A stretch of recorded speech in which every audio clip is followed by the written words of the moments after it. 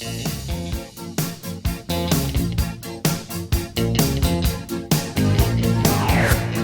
good morning, everybody. This is Matt Perez, and I'm here to interview Tullio Siragusa. He's been one of the members of 2045 for almost from the beginning, and for the benefit of people who don't know, the Society 2045 Friday Talks, which is what we're doing now, are interviews with people from around the world so you can help co-create a bigger movement with a stronger voice. So Tullio.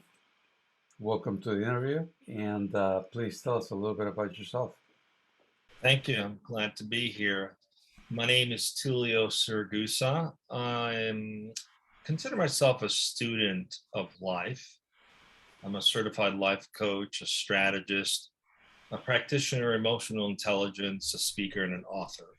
Since the tender age of 7, I've been very much intrigued with learning about religion, spirituality, philosophy, and in my adult life, all these have converged into practical application of self-awareness, uh, emotional intelligence, self-realization with the focus and emphasis on leadership development. I believe strongly that the more we focus on becoming self-leaders of leaders, the more we can adapt many of these principles. I've published 2 books. I have a third one that's pending, Emotionally Aware Leadership, where I talk about 12 principles of being an authentic leader. And I highlight the benefits of this creates for individuals, teams, and society. Normally, the word leader is conflated with the word manager. So leaders are bosses. So are you the people that you're interested in that you're after, or different? No, not at all. And actually, a great deal of my focus in terms of leadership development is really centered around self-awareness and self-realization. So it's less about managing people as it is more about leading by example and by serving the needs of others, not managing, controlling. It's actually quite the opposite. One of my big focus is this idea that we are all imprisoned.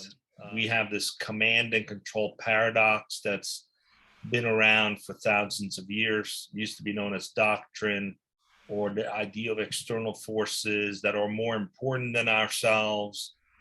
This impacts everyone's way of living. And one of the key things it impacts through my research, I've actually studied over 1,400 people to come to this conclusion.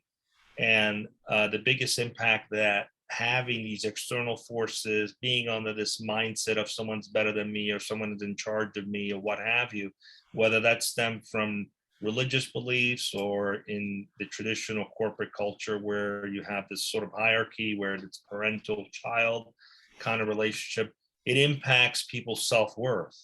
And that self-worth creates a mind prison in terms of what we think we're capable of and what we think we're not. And most are completely unaware of this. So I've devoted most of my adult life in trying to raise awareness towards the fact that we are magnificent if we only give ourselves permission to be our best and brightest and fullest selves. And that comes from having the high level of self-worth necessary to give ourselves that permission. That's great, and that's very much in line with um, what we want to see in the future. It starts with the stuff between your ears, right? Yeah. But it's difficult. I mean, as you said, we've been living in this environment for a long time. It's of our own creation, and you probably know better than any of us how difficult it is for people to make the transition, even when you present it to them. What's your experience been? People get it right away and they go, "Oh, that's been my problem," and they do it, or it takes work. It takes what have you been doing with this 1,400 people that you've been? It really depends on where the person is. I always say if you're going through some major challenge, whether it's a bankruptcy or some illness, something that's bringing you sort of down to your knees a little bit, it's a blessing in disguise, because that's when you become more vulnerable and open to seeing the truth. And part of the problem is that this mindset prison I speak of is that most of us are completely unaware of the presence it has and the impact it has in our lives. We mask, for example, our inability to be vulnerable with misplaced need for control and manipulation. It's not easy to say, hey, what you said hurt me. It's easy to get angry and fight back.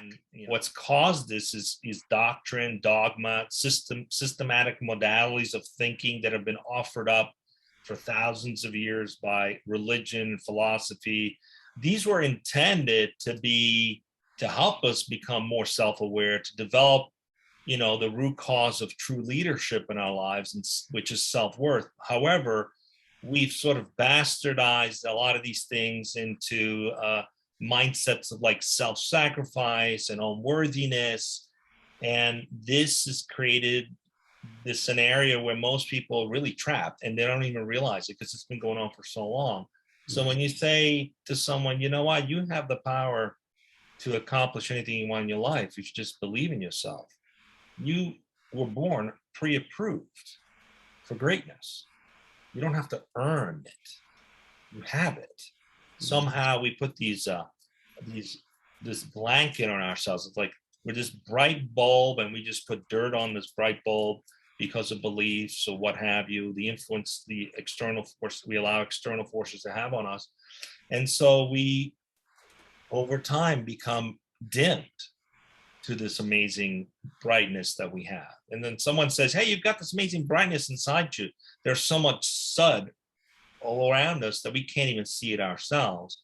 And the moment someone has a difficulty, that sort of mud gets shaken around and it breaks through a little bit, and you start to see a glimmer of what do I tap into now, right? I've lost everything. Where's my source of happiness now? I was one of those people before 2008 who had a list, a checkoff list of all the things I thought would make me happy.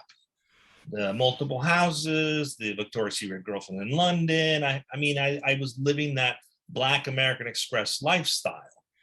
And 2008 came around, 2009, and I had a dramatic downturn economically. I was one of the people who had to file bankruptcy, and I found myself literally with nothing. And I looked around and I was like, I don't have all these things that I thought I needed to be happy. So am I worthless now? Where's my sense of worth now that I no longer have these things?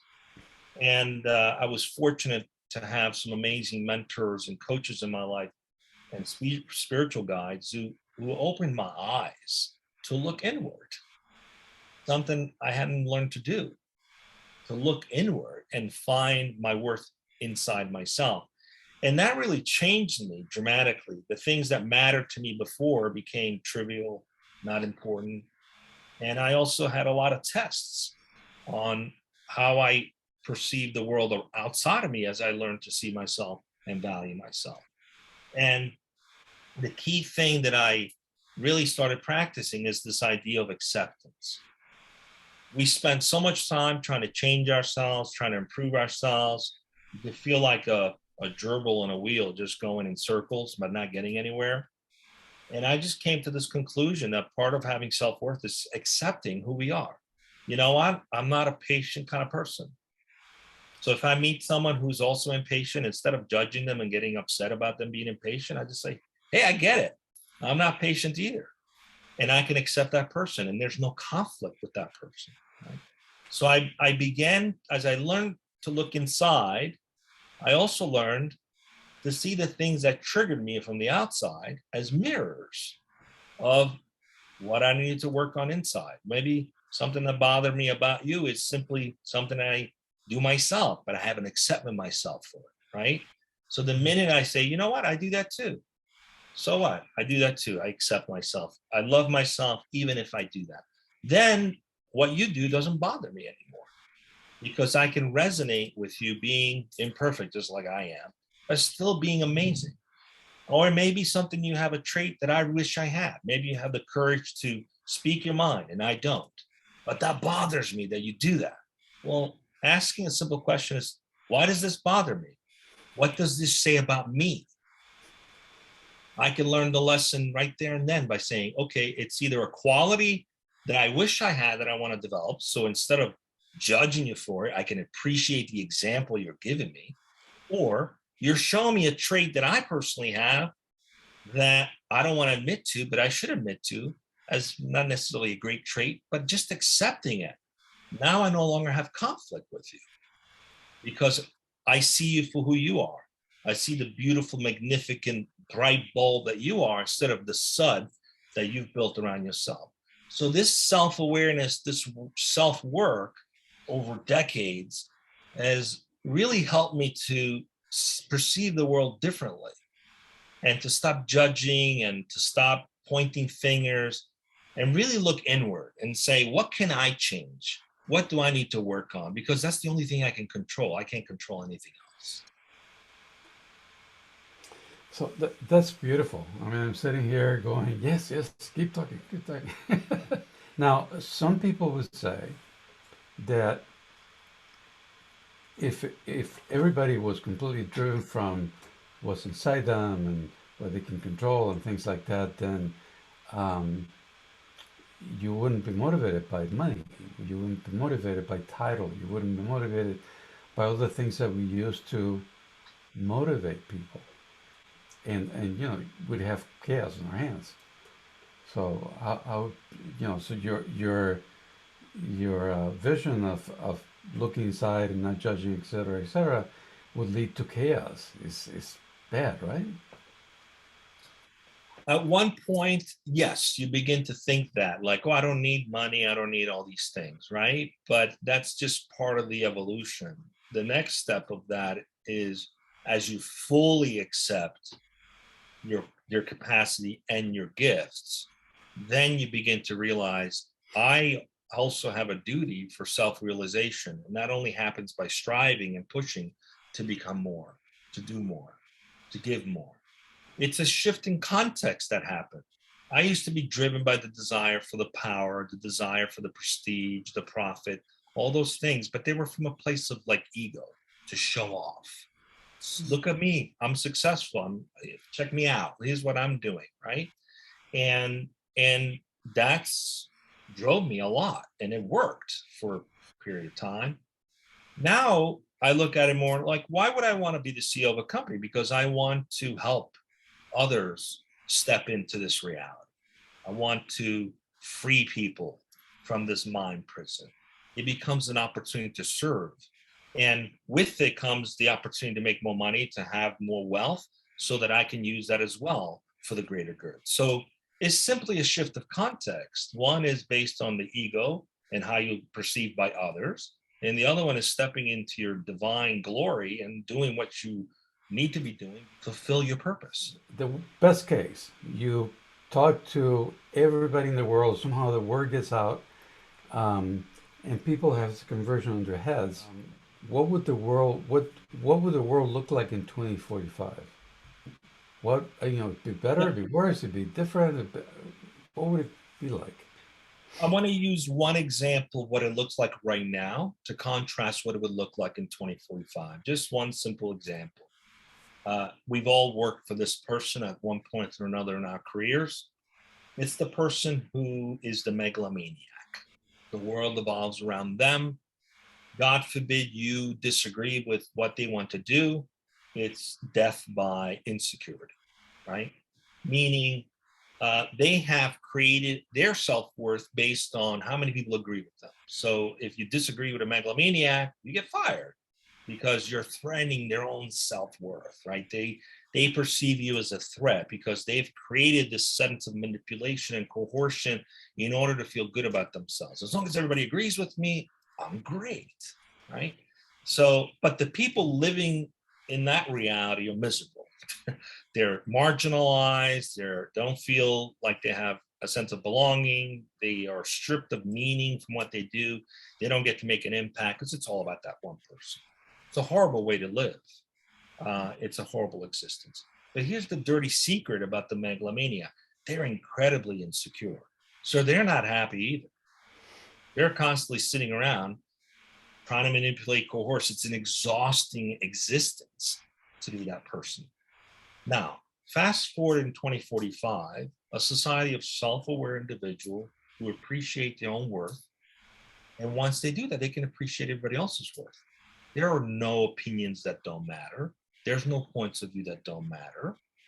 There's no beliefs or systems of living that don't matter. There's just differences. And I can choose to accept those differences. So I begin to look at interdependence and operating like nature does, right? Animals are different than plants, but somehow they learn to coexist really well. Everything is always serving. The sun is always giving. The water is always giving. The plants are always giving oxygen. Everything is constantly giving. If you look at nature, the essence of nature is to constantly be of service, to giving. And it's an ecosystem that's been going around for billions of years. So as a human being, when I start to realize, you know what, I don't have to be the same as you. I could be the plant, you could be the animal. We're not the same, but we can coexist and appreciate the value each one adds to this ecosystem, to society. So my vision for 2045 is a heightened self-aware society that has stepped into such a high level of self-worth and appreciation for themselves that they can appreciate everybody else, regardless of opinions or viewpoints. They become a mute thing. They become, okay, that's your thing, that's cool. Where's our connection points? Where is our opportunity for showing dignity to each other, support each other? And it comes natural once you step into that existence. I think of like sages, and even one of the most famous sages that's known to most people in the world, Jesus. He was quoted saying, "The kingdom of God is within you." Now, there have been a million interpretations of what that means, but if you really think about it, what does it really mean? It's like the spark of emotional intelligence, the spark of intelligence, the spark of creation, the spark of the divine is inside of all of us. Then he also said, only through love can you activate God, or can you experience God? And when you think about that, it's like, okay, I have this divine spark, but only if I love myself and I love others can I experience the goodness that makes available. This concept of God as an energy of collaboration, of love, of compassion, of belonging together. So it's only when I activate this force inside myself, that I believe in myself, I have self-worth, that I can see it in others. And only through that love that I have for myself and I develop for others, can we experience this blissful existence. So I truly believe that whether it's a major disaster or something that's going to awaken people, I mean, we've seen a lot of awakenings in the past 15 months because of COVID. Who knows what's next, right? But I always believe that light gets revealed after darkness. It gets packaged in this beautiful little dark thing that creates chaos, shakes us to a core, opens up the little mud that's blocking that light, and then awakens us. And I really believe that we're in that stage right now in our existence as a society where there's literally the threat of the collapse of society that's going to create an awakening. And the only thing we're going to have to come to is this idea that this is not working. You know, I have to find a better way to feel fulfilled, and it's not by these external factors like that list I was talking about, right? It's only when you start to look within. So I don't know what the answer is in terms of how we're going to get there, but I truly believe that the more people do make that transition, the easier it will be to coexist in a society where there is more collaboration, more peace, and more love. Yeah, I agree with you on that, and I believe personally that that's where we're heading. People are making that transition, whether it's the pandemic or whatever it is. We're all having our moments of darkness and coming out, better to interact with one another. The and what we're trying to do here, 2045, is try to straighten out that path as much as possible and not accelerate it, but make it more smooth. Otherwise, there's going to be a lot of crises before we get there, and the way we're going, one of those crises is going to wipe us out completely. Um, so thank you very much. This is it's always enlightening talking to you about this kind of stuff, and this this has worked well. That was really well put, Tullio. Thank you for being so clear about what you said. Um, your vision of the future, though, is it's kind of about where people are sitting and their state of mind, or their state of being, more accurate. How do you think that alters society? Because it will definitely alter people. But what do you think it does to change the way our society works? Because it's two sides of the same coin, right? We are who we are, and then we create the society that we live in, which then influences how we live. So what do you think happens when we get from that state of being to changing the society that we currently live in? You know, in my first book, The Real You, I talk about this idea that there are two realities. There's the reality of judgment, and there's the reality of bliss, beautiful bliss. In the reality of judgment, what exists there is this idea of right and wrong. It's what we've been living with for thousands of years. It's the dogma mindset. It's like an epidemic, right? There's right and there's wrong. And in that right and wrong, there's always going to be those who can judge and decide what is right and wrong, right? We were raised that way with that mindset through dogma indoctrination for thousands of years, right? So as people, we are programmed to always look at what's right and wrong. And morality becomes this idea of I can judge what's right and wrong. Unfortunately, in that reality of right and wrong, all chaos exists. Cause and effect exists within the reality of right and wrong. Then there's this other reality, which is the reality where you accept as the highest form of an expression of the universe. You accept that you as an individual and everyone else as individuals are the highest expression of the universe. Then there's a level of appreciation for the fact that what's talking, what's coming with an idea or with a thought isn't some animal with words. It's a divine creature expressing themselves, expressing universal thoughts. Once we begin to appreciate that about ourselves, we see it in others. Now you create a reality where it's not right or wrong. It's about collaboration. It's what works for you versus what doesn't work for you, without necessarily having to judge what I do with my life. But here's what happens when people start to live this way. Just like nature, right? They become servants to each other.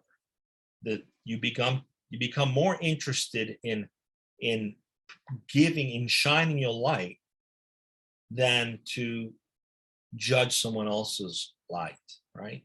So by nature, we will begin to collaborate and fix those things that have been caused by this right and wrong mindset, you versus me mindset. That's the cause of all of our problems. It's I have it right, you have it wrong. The left, the right, this belief, that belief, you're saved, you're not saved. I mean, that's just chaos. That just creates disunity, that creates problems. But when we step out of that reality and start to just live in a reality of acceptance, of bliss, then we start seeing things differently. We start thinking differently. We start thinking the way we were intended to. We start to appreciate the godlike quality we have collectively. We start to activate that force in our lives, on our planet. And we do the right things just because it comes natural to do it. I no longer have to worry about being judged or looked at weird or whatever. I could just be. And everyone, imagine everyone who could just be there. That's freedom. That's true freedom. Right now, the reality we live in is an imprisonment, right or wrong, moral standard. It's nonsense. It's holding us back. It's limiting us. So I believe as we step into this unlimited mindset, we acknowledge that in each other, we can accomplish anything. Who knows what we'll be able to accomplish it? What's missing is the collective consciousness to have that same sort of appreciation for each other. These things are within our reach if we only collectively connect and appreciate each other. The minute we stop living in this judgment reality, all the answers, all the cures will appear to us. I really believe that strongly with every fiber of my being. I'm just going to interrupt you there, because that's kind of a continuation of what you were saying, which I appreciate is a little bit more in depth. But I guess what I was trying to get at is, in practical terms, what's going to change in the way we work? What's going to change in the way we govern? What's going to change in the way that our society works? What's going to change in our practical way of seeing the world? Not to say that it's not important what you just said. It's absolutely essential. The question then is, what impact does that have on a real tangible change in the way society works? Yeah, absolutely.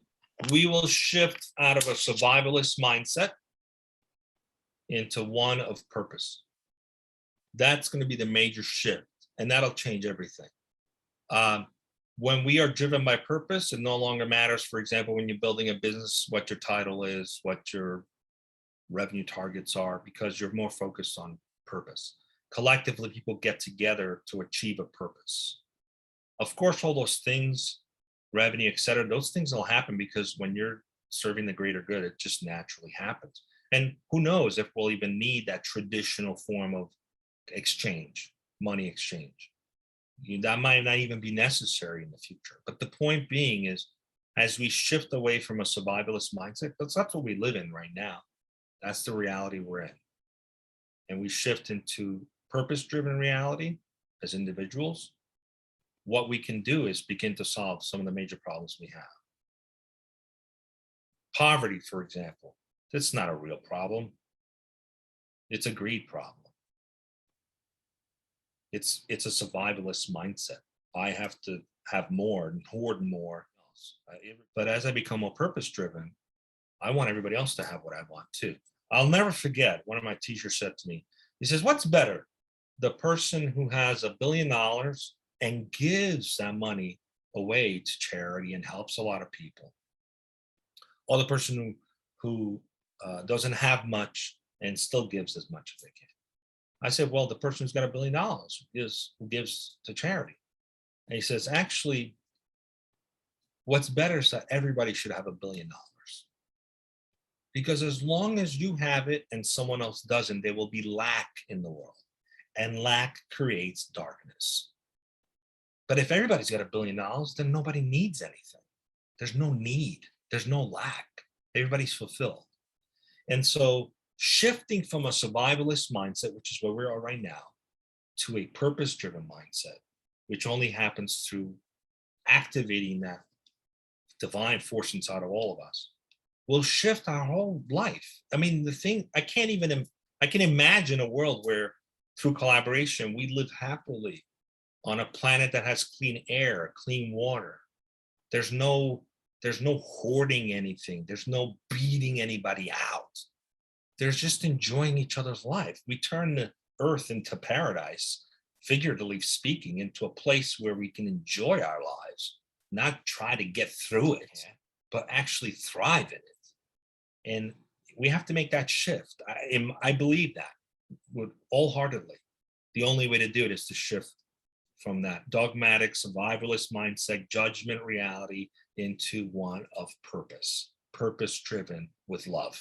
Love's got to be the unifying force. That's the only way. I hope that's giving a little bit more to your question. That was a great answer. Anybody else? Well, I'm going to push the envelope here on what we're talking about a little.